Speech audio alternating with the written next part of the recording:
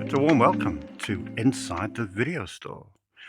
My name is Dave Wain. I am the owner and curator of Snips Movies in Wirral, one of the last two remaining movie rental stores, hardcore movie rental stores in the UK, which is exciting. A big momentous day yesterday added the 19,000th film in our library, the 19,000th title, 19000.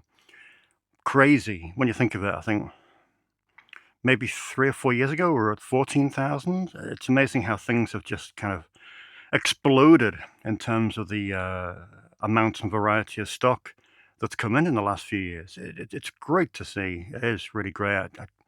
Like I say, this at this moment in time, the store has never been in better shape in terms of what stock we've got, and that's all down to the labels. That's all down to the brilliant boutique labels like 88 and Arrow and Criterion and people like that. It's quite stupendous. Also, it puts us just behind 20th Century Flicks in Bristol as the most stocked rental store in the UK. Not far to go. I think it'll be around about this time next year that Snips Movies will officially be the biggest rentable archive of movies in this country, which is quite something indeed. Sorry, I just thought I'd left something in the car. It's been a long day. I was out the house at 9 a.m. this morning on my side hustle. You can see the stack of boxes over to the right, and now it's just coming up to 7 p.m. So it's been a 10-hour day on my day off. So it's a 7-day week. So I'm going to try and keep this succinct. I could do with some tea. So we'll keep it around about 40 minutes today, I reckon. Still quite a bit to get through, to be honest. Some good stuff come in. And yeah, let's see how we go. So yeah, let's crack on. So it's a good week for new arrivals, to be honest. It's a good week of boutiques. As you know, it's the last week of the month. So as it stands, the third week of the month tends to be the one you get peak releases. The last week of the month is second in command, I'd say. While next week, for example, is just a handful, just I think 3 or 4. Week after that, same again, 3 or 4. So it's interesting the patterns that you tend to notice time after time. So yeah, this week it's not bad at all. The lead film is this behemoth, which is Lilo and Stitch. The kids have been going mental for this, as you can imagine. So it's just come in late last night, so we shall see. All kids' movies at Snips are £1 to rent, even the brand new ones, because I like to stick one finger in the face of streaming and Sky and Amazon and all those places that charge £5 to rent a kids' film, which is pretty outrageous. So yeah, £1 to rent Lilo and Stitch, and on Blu-ray if you so desire, and that's the big film in this week. Aside from that, with the contemporary films, there's just 2 others. One is called Tornado. It's directed by John McClane, not the star of Die Hard. It is John McClane, who did a really good film about 10 years ago called Slow West. Might not have been 10 years ago, but it feels like 10 years ago. Slow West, that's a really good sort of neo-western that I do recommend. This is his new one, set in 1790, bit of a samurai tale. It's called Tornado, and it's starring Tim Roth, who I haven't seen for a fair bit, and Joanne Whalley as well. Very cool, very cool. So that is Tornado, which is in this week on Blu-ray. Third and final new contemporary film is the latest from the Asylum. They keep on coming, and it's Witch Hunter, starring Doug Bradley, Pinhead himself. Yeah, it is what it is. I have an audience for it, and let's just move on. So, onto the boutiques. Good week. It's difficult to see what the key title is, really. There's a few here that are really, really quite special. I saw this last night, which was Devil Fetus. It is as gross as you would imagine. Yeah, very, very. I think 83 this stems from. Produced by Low Y, no less. And yeah, it is kind of fantasy horror. Some of the effects are kind of laughable, but some of them are really, really effective. So it's a strange blend between the two. But it's good. I had a good time watching it. It's just what I was in the mood for last night, to be honest. So that's Devil Fetus in a lovely, lovely hard box from '88. I do love these. Really robust, and they're great. You've got to pay for them, unfortunately. But I do like them. They do stand out on the shelf as well. That's Devil Fetus. New one from Severin is they restored a few Peter Medak films a little while back, and they've released one in the UK, which is The Odd Job. It stars Graham Chapman and David Jason and Richard O'Brien. And I think it was 1978, just before Life of Brian. This sounds great. Sounds hysterical. So glad to have that in on Blu-ray. That's The Odd Job by Peter Medak. Another Sight and Sound. Didn't go for the massive, big, £40, whatchamacallit. Ty West's The Innkeepers. I do like Ty West. This one's produced by Larry Fessenden. More about him later. And yeah, it's good fun. It's good fun. Like I say, I quite like his trilogy. You know, Pearl X and the other one. But I prefer his other films, to be honest. They're the ones that really appeal to me more. Obviously, Innkeepers, House of the Devil, and The Roost I'm a big fan of as well. The Roost, that'd be great to see that on a Blu-ray at some point one day. But yeah, that's The Innkeepers. At last, one of the biggest gripes, I think there was a box set out probably last year, but I'm not a great fan of those box sets that they're all, you got to fold everything out to access the films. I like separate cases. So I probably could have got them that way. However, one of my biggest shortcomings in terms of availability is Werner Herzog on Blu-ray. Really popular filmmaker, made some amazing films, but I don't have any on Blu-ray, which is pretty outrageous, to be honest. But thankfully, the BFI are divvying up that bold box set and releasing them on standalone editions. And what better way to begin that with Aguirre, Wrath of God, probably his most infamous title. But yeah, that is now on Blu-ray, restored in 4K. Great raft of special features on there too. And I think the next title released is Nosferatu, which should be out next month. So that's great. As you know, I'm collecting the second run films now. This is the latest one in their collection that came out this week. It's a Czech New Wave film, and it sounds weird. It sounds amazingly weird and wonderful. It's like a comic book pop fantasy sort of thing, but from 1966. Sounds amazing. Sounds amazing. It's called Who Wants to Kill Jesse? And isn't that artwork just wonderful? Next up, we have the latest in the Criterion Collection.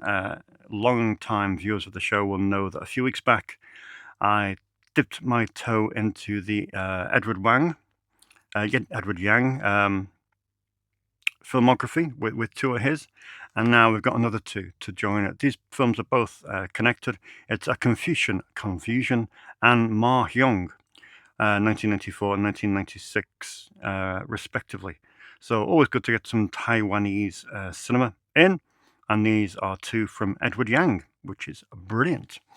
Penultimate one, I liked this film a great deal. I remember it coming out on VHS. We had the VHS back in the day in 1995 when we first opened. Samuel L. Jackson and Fresh.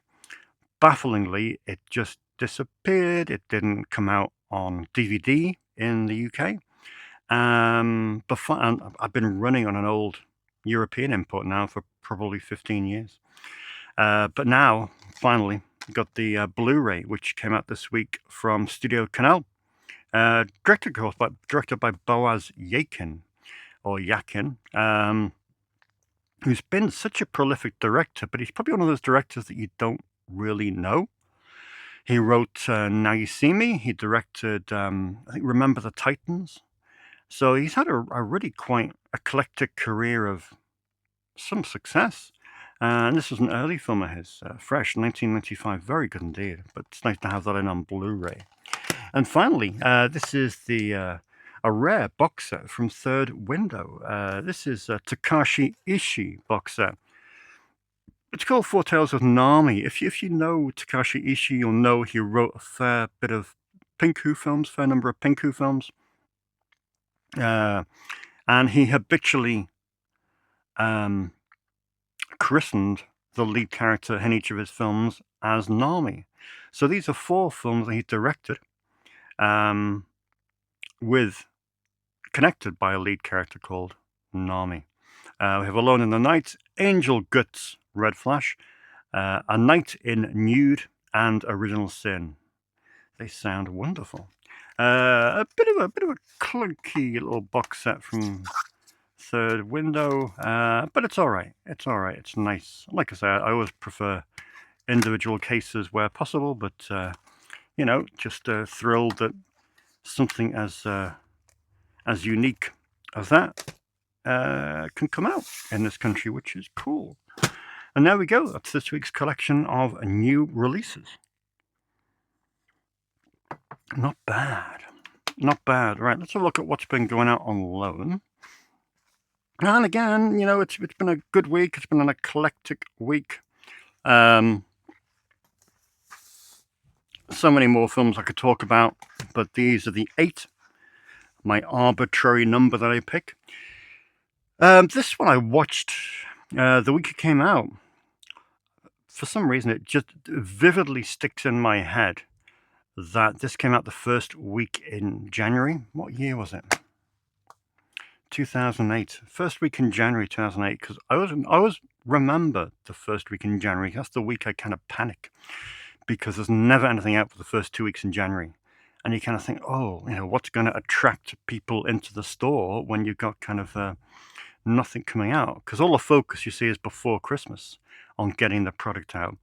The post-Christmas, the new release schedules tend to be a little bit bare. So it's kind of looking around and hoping that something might be there that would be quite unique. And this was out. Yeah, first week in Jan. It's The Hide. The Hide, a really, really good British film. Alex McQueen, Phil Campbell. It's very much like a chamber piece. It's set almost all in a bird hide, which probably puts a lot of people off, but it's a great movie. It's a great movie. Brilliant thriller, brilliantly written. And I don't think it's been out in 15 years. But I had a customer in at the weekend. I forget who rented it. Oh, I think it was Dominic.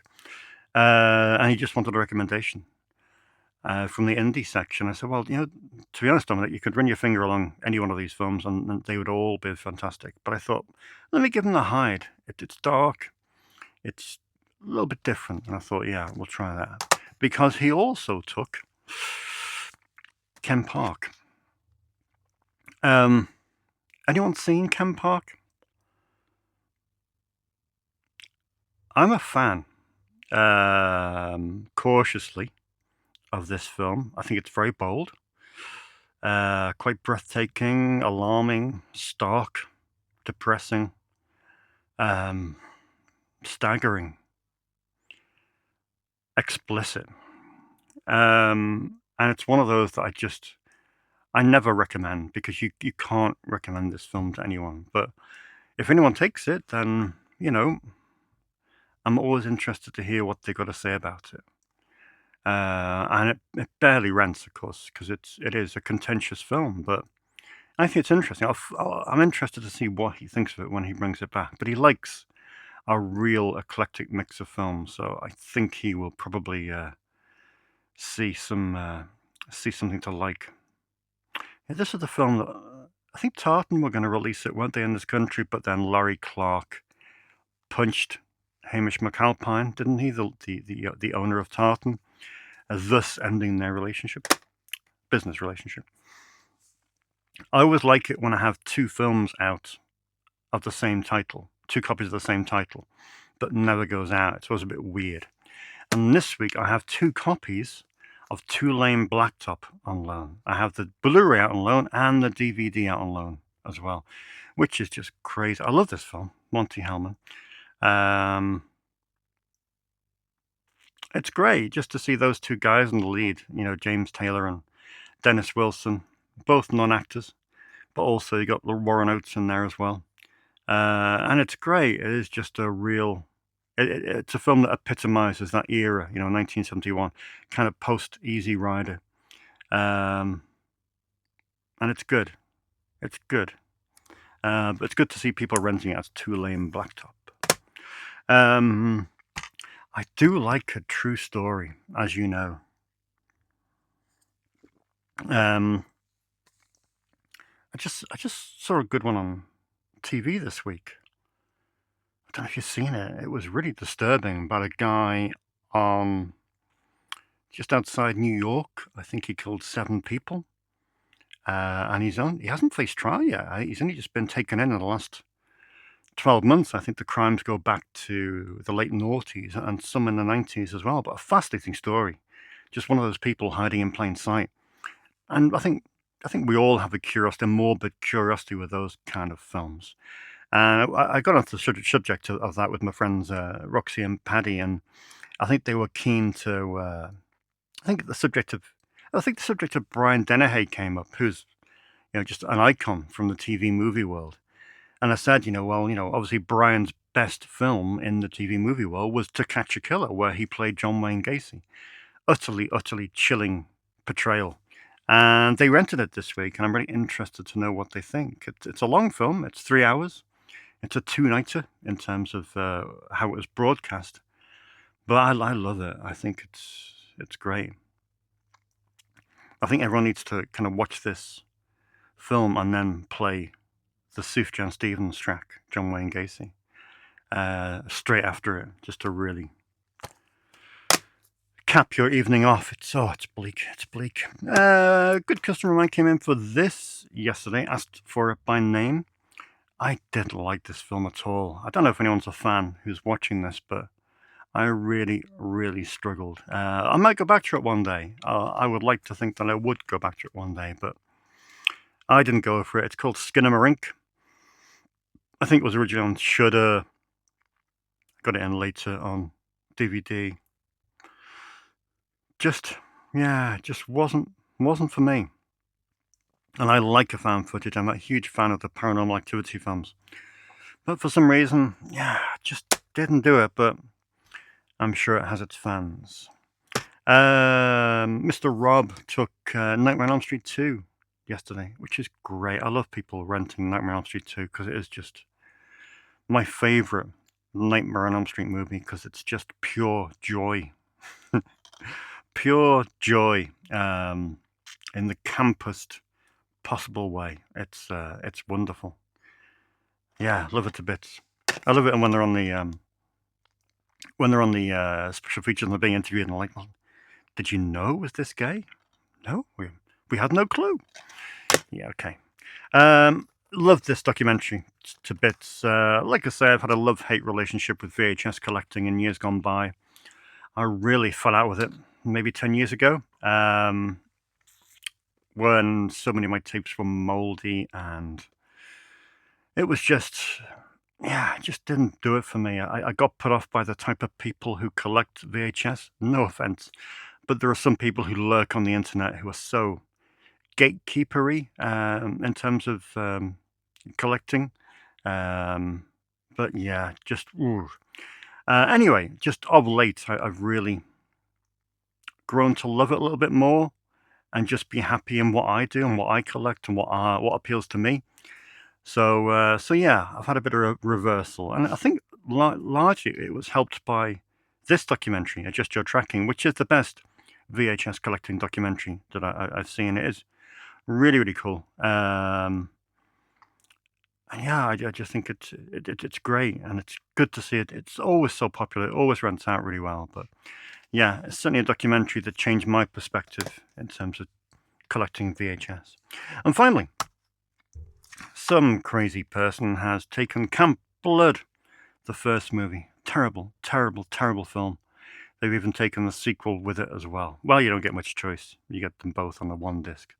So yeah, someone is on the Camp Blood train. But how far will they get? Oh, good lord. So that's this week's on loans. Right, what's next? We got a fair few. Oh, let's do these. Vinegar Syndrome came in this week, and it's a good month. It's a good month, but it's not a month that entirely,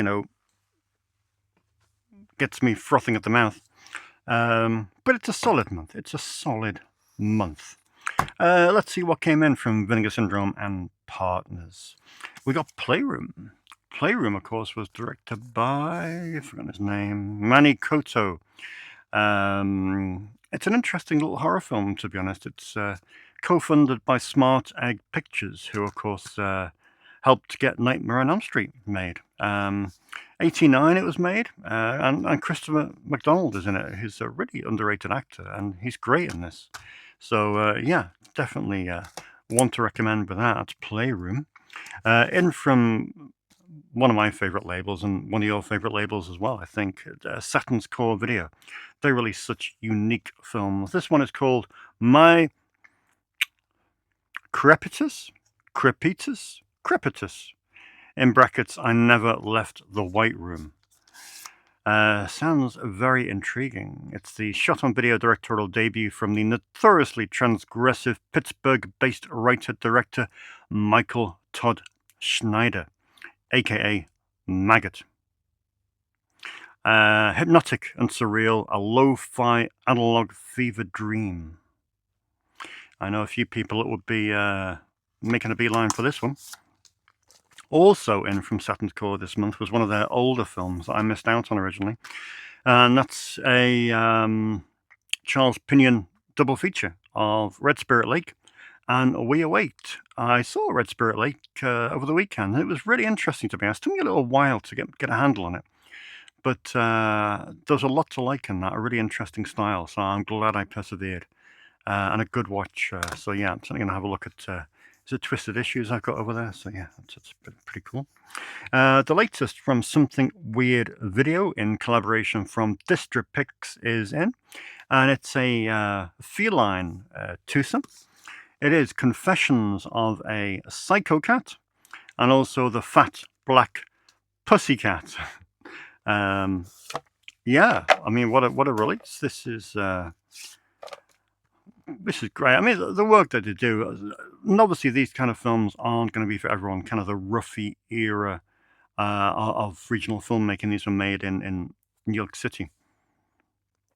But they're interesting, especially the Fat Black Pussycat, because that was, it didn't really do anything at the cinema, surprisingly, but it was retooled into a crass proto-slasher / giallo, complete with nudity and several splashy new slice and dice killings. And both versions are here. Both versions are here.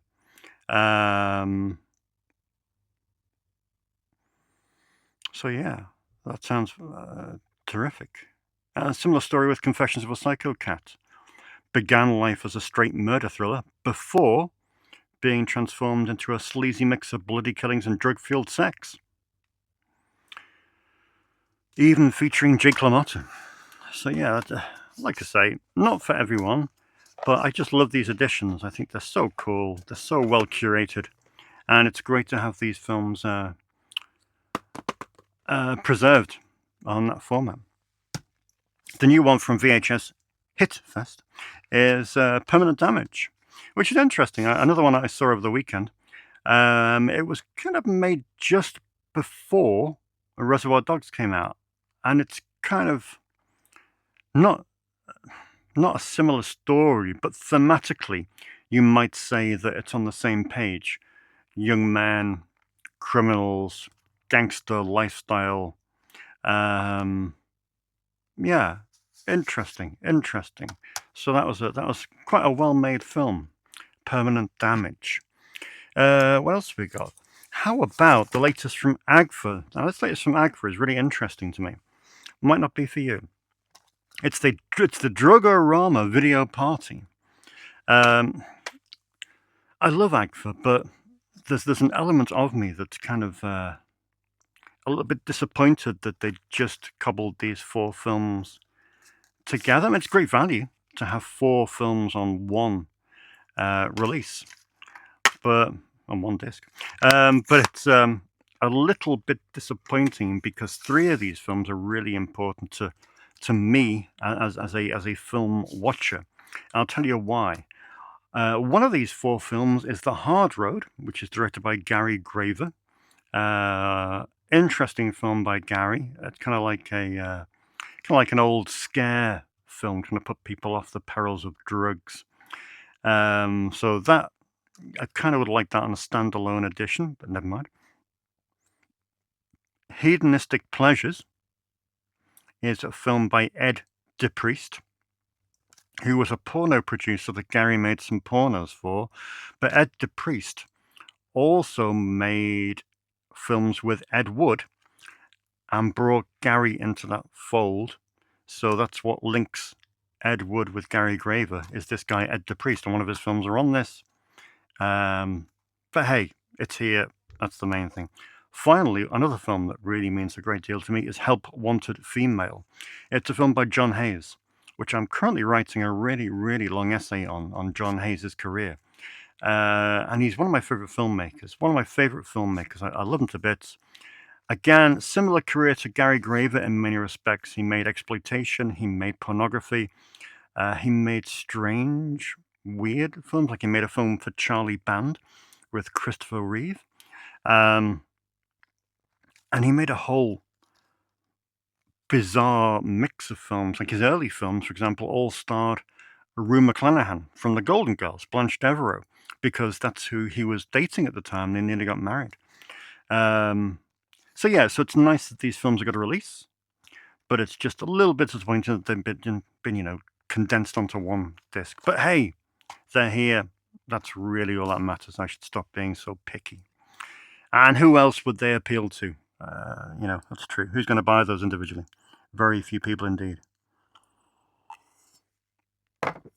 Next up, and arguably the release of the month from Vinegar Syndrome, is the first volume of the Larry Fessenden collection. Big Larry Fessenden admirer. Just seeing his name on any film in any capacity is usually a good indicator it's going to be a good film. His production company, Glass Eye Pictures, made some great films, produced some great films, and Larry himself, when he directs films brilliantly and has made some absolute stone cold classics. Perhaps his most bona fide classic film is Habit. This is in volume 1, along with No Telling, which I've never seen, which I'm looking forward to watching. Unfortunately, for those of you who aren't 4K capable, they are both on 4K only, unless you have a region-free Blu-ray player. But yep, this is Habit and No Telling, out now on 4K UHD, and volume 1 of the Larry Fessenden collection. Very cool. I'm going to stick that in the box set section, I think, not in the Vinegar Syndrome section. Cinematographer put out another UHD, and this UHD looks particularly interesting. I love the artwork on this. It's Mixed Blood. It's a Paul Morrissey film. Paul Morrissey, as you know,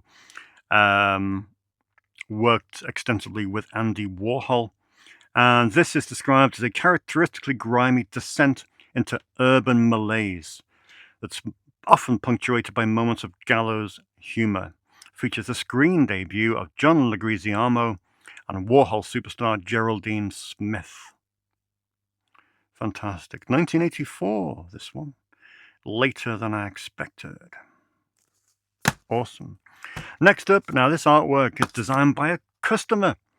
Yes, Gareth Gibson, who designed this t-shirt. And he designed this slipcover. Can you tell? You probably can. But yeah, Gareth designed this slipcover, and it's awesome. But it's an awesome documentary. It is. You're So Cool, Brewster, The Story of Fright Night. Described as one of the best making-of documentaries ever made. I think somewhere in the region of 4 hours. This has popped up in a variety of editions, I think, here and there. I'm not sure if it's got a release over here. It might be on the Fright Night Blu-ray from Eureka. Should we check that? Is it? Is it? Let's have a look. Let's have a look. You also called Brewster. 100. So this is 146-minute version. So they got a 2-hour version of the documentary on the UK Blu-ray.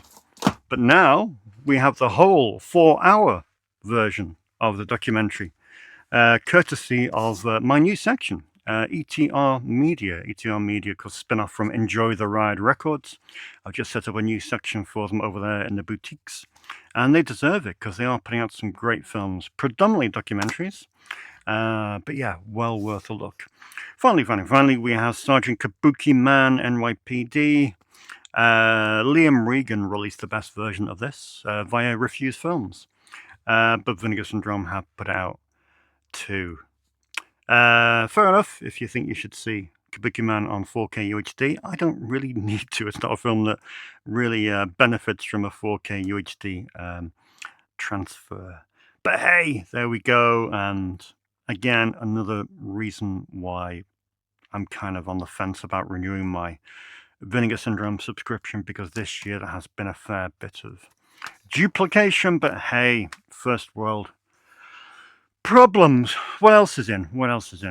Oh, let's just have a look at these quickly. So I'm just going to check that we're recording. Always get a little bit of paranoia about this. But we're good. A film I've been after for ages. Came in at last. It is Repo Chick. This can join my Alex Cox section. So pleased. I know it's a very low budget kind of thing. You know the story, don't you? Whereby Alex Cox and Universal both own the name Repo Man. And so they both need each other's permission to make a sequel. Universal didn't give him that permission. So he made Repo Chick. They threatened to sue him, and this film kind of got buried, to be honest. It's really hard to find.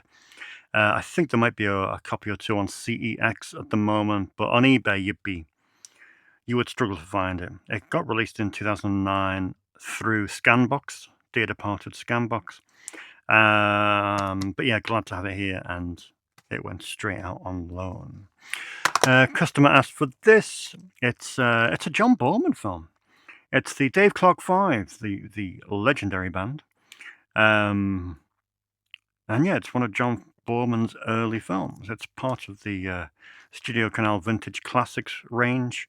And yeah, great to have it here. Another one a customer asked for is Arrow the Wolf. Just weird. I've got so many Bergman films down there. Didn't have this, but it's another studio, so it's not part of that collection. But hey, here it is. No Blu-ray, unfortunately, but here's the DVD with Max von Sydow and Liv Ullmann, 1968. Hour of the Wolf, out on loan as well. Finally, we got a VHS tape in this week.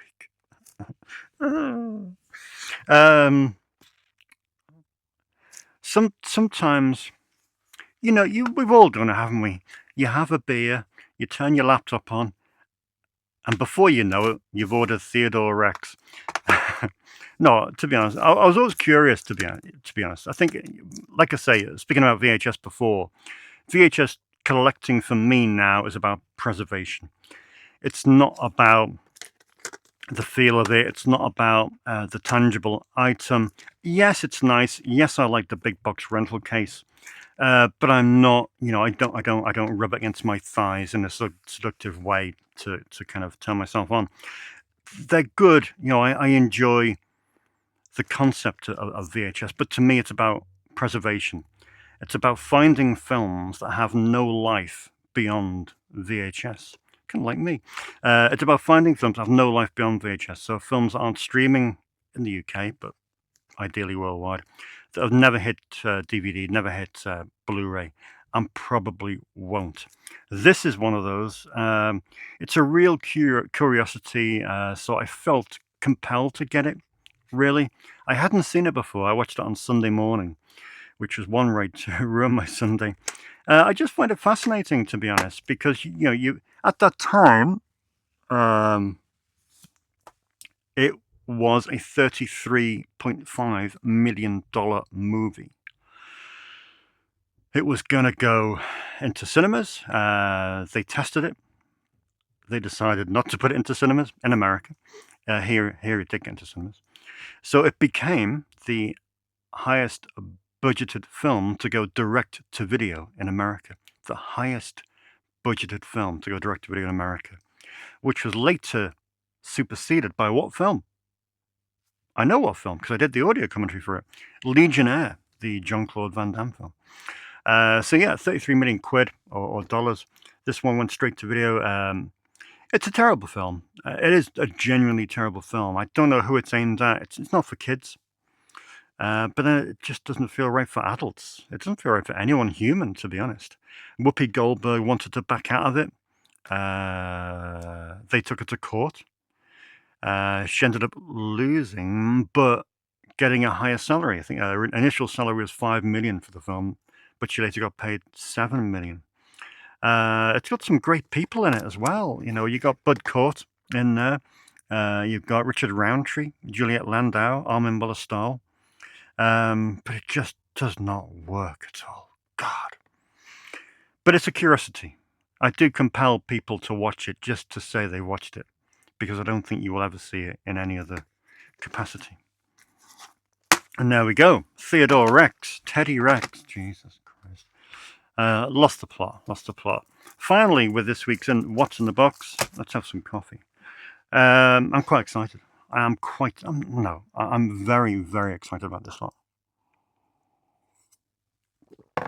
Not so much for this first one. There's a story behind this. This is Vice Academy 1 to 3. I don't know if you've seen them. Vinegar Syndrome put this out quite a few years back. I didn't get it. And I'm kicking myself because it had great artwork and individual cases. But there's a reason I didn't get it. 88 got in touch and said, should we release Vice Academy in the UK? And I said, yes, because sex sells. And that kind of film no one was really doing that kind of American smutty, bawdy comedy, Porky's knockoff. I said, do it. So I always presumed they were going to put it out at some point. They didn't. I missed out on the Vinegar Syndrome release. That's gone out of print. Gone sky high. However, I think this weekend it might be cropping up on their out-of-print sale. They're having an out-of-print sale starting today, Friday, and I think it might crop up on there. And if it does, I think I'll probably buy it and sell this. I bought this because it was discounted. It's got a bash to the slipcover, which I don't really care about. And it's the cheapest I've seen it. It's the Pulse video release of this. So yeah, you got Vice Academy 1 to 3. I think there are about 6 in the series. Varying quality. Some might say no quality. But yeah, so this might be on eBay soon, so I'm not going to open it. So I'll just see how the weekend goes, see if I can bag an out of print Vice Academy from Vinegar Syndrome. If not, this will do me very nicely indeed. And now we have 6 of the best. So I was curious. Obviously, we lost Rick Pepin, the guy who invented PM Entertainment, one of the best labels of making their own action movies in the 90s. A video store staple. Not everyone's cup of tea, but what is. And there's a guy in Germany. No one's taken a punt on his films, on Pepin and Murphy's films. No one's taken a punt on them. All these great labels don't seem too interested to put them out on disc, which is strange because I think it's money in the bank, personally. If I was releasing, if I had my own label, I would release these because I think there's a market for them. Anyway, one plucky German guy has licensed the entire PM catalogue and is re-releasing them on Blu-ray himself. Through a company called Focus Media. I got in touch with this guy. He doesn't sell, he only sells wholesale. So I thought, balls. However, he said, he lives in Switzerland. Once a month, he will pick some up from the warehouse and post them out to any individuals who are keen to pick up some PM Entertainment Blu-rays. Like I say, these have all been on DVD, but they've all been badly neglected on DVD. They're all first-generation DVDs, often the wrong aspect ratio. They're looking a bit weary. So I thought, well, let's dip my toe in this. Let's pick up 6 and see how we go. So we got Fire Force with Gary Daniels, which is directed by Rick Pepin. We got Dark Breed with Jack Scalia, again directed by Rick Pepin. We have Cyber Tracker with Don the Dragon Wilson, directed by Rick Pepin. We have Cyber Tracker 2 with Don the Dragon Wilson, directed by Rick Pepin. We have Con Express, directed by Terry Cunningham. That's a late period one. And we have Beyond Justice with Cynthia Rothrock, directed by Richard Munchkin, who I had a great phone convo with a couple of years back. Good action films. I don't know how they're going to look. I don't know what kind of restoration job they've done. But we shall see. I'll take one home tonight and have a little look. But I've never seen any of these films in any kind of quality presentation. So I'm excited. I think they've released about 24 titles so far, including the Anna Nicole Smith twosome of Skyscraper and To the Limit. So I'm quite excited. So I'm going to have a look at these tonight, and if they're worth investing in, I will go and get the rest. And then finally, I can upgrade my PM Entertainment shelf with some quality Blu-rays. So yeah, this could be good or it could be bad. I will keep you informed. Right, let's wrap this up. How many minutes are we on? 41. Not too bad. Another 3 minutes, we'll be done. A couple of comments from last week, just I want to take a look at. As you know, I got a replacement copy of the John Landis film, Susan's Plan, which a customer accidentally snapped. Rob was a little bit triggered by that, obviously, because he accidentally snapped my Arrow video copy of Dawn of the Dead. Accidentally. He did not mean to do it. He was beyond apologetic. He gave me his car keys and said, take my car keys. Gave me his house keys, said, live in my house. He was apologetic. And I said, no, look, let's leave it. Let's leave it because I have a suspicion that someone will... This was just after Dawn of the Dead came out. It's about 2 years ago. I have a suspicion that someone will restore it. And we'll get a nice new edition, which I would get anyway. So let's leave it. Let's not go and spend silly money on an Arrow Video Blu-ray or an out-of-print title. Let's not spend 35, 40 quid. Let's leave it and let's just pick up the restoration when it comes out. It's not out yet, but we'll get it at some point. I was saying last week about my annoyance with the Arrow Video limited edition of Good, the Bad and Ugly, which wasn't sent out to me. It was cancelled. Ryan McGivern also had a similar encounter. So really frustrating. Matt says we're going on a long drive this morning, wants to catch up on the latest episode of Video Store, but you can't watch and drive. Why not? No, don't do that. Don't watch and drive. Would love a podcast series. So would I. But then again, I would like 36 hours in every day to get done what I want to get done. But yeah, I'd love to do a podcast series, but unfortunately, I wouldn't want to do it on my own. And yeah, I don't have time. I really don't have time. I mean, look, it's 7:20. I haven't had anything to eat. It's my day off, and it works since 9 o'clock in the morning. So yeah, I wish. We shall see. What else we got? Freddie says The Greasy Strangler, which rented out last week, a bonkers movie, fun for sure. And he says the only second sight title he bought was The Hitcher, which is great, isn't it? Just an ultimate brilliant movie. He also mentioned a TV movie with Dennis Weaver called Don't Go to Sleep. I've never heard of that, and I'm going to check that out. It sounds like my cup of tea. So thanks for that, Freddie. I appreciate it. Zephyr said these Friday videos are rapidly becoming the highlight of my YouTube week. Thank you very, very much. The love of movies and physical media is palpable.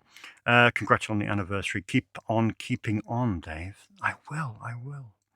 Dan Turner says those Shinobi films from Radiance are truly fantastic. They are. Still not rented out yet, but I'm hoping that people will discover them soon. Brickbuild says the new intro music is great, but I'm missing the old one. So am I. My app that I edit this thing together with, it was getting really, it was failing a lot. It's really frustrating when you try and format something on an app, and sometimes if you're doing an hour-long video, it takes ages to do, and it kept on failing. And I need reliability, so I got a new app, but it didn't have the same music. So, just one of those things, unfortunately. And Ant Mumford, who of course spotted Susan's plan, said I'm more than welcome, and he will keep an eye out for any other discs. So I managed to get Redshift. That was my other disc that I was after. Redshift. I managed to get that. Should be delivered tomorrow. So that's very cool. So at the moment, there's no out-of-print discs I'm looking for, but I will let you all know in due course. Right. Thank you all for your comments. Keep them coming. And that's me. So I'm going to take Cyber Tracker. And I also plan to watch the Bad News Bears tonight. I was listening to one of the more recent Video Archives episodes, and there was one of the Bad News Bears sequel, and Quentin was saying that Bad News Bears is one of the most watched films in his canon. And yeah, I've never seen that. It's never had a release over here.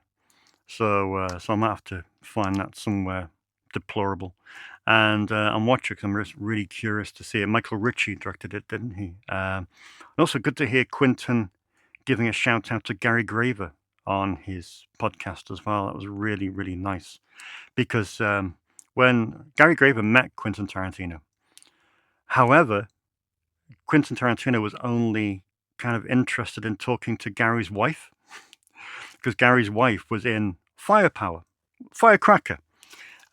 which of course Quentin Tarantino is a huge fan of the Filipino action movies, and Firecracker is one of the most notorious Filipino action movies. So Gary's wife was the star, Gillian Kesner, and he was just obsessed with talking to her. And I think Gary was quite miffed that despite his storied career, he didn't chat to him. But it's good to hear a shout out. But right, I'm off. Get some food. Thank you very much for watching, as always. And I will see you in 7 days' time.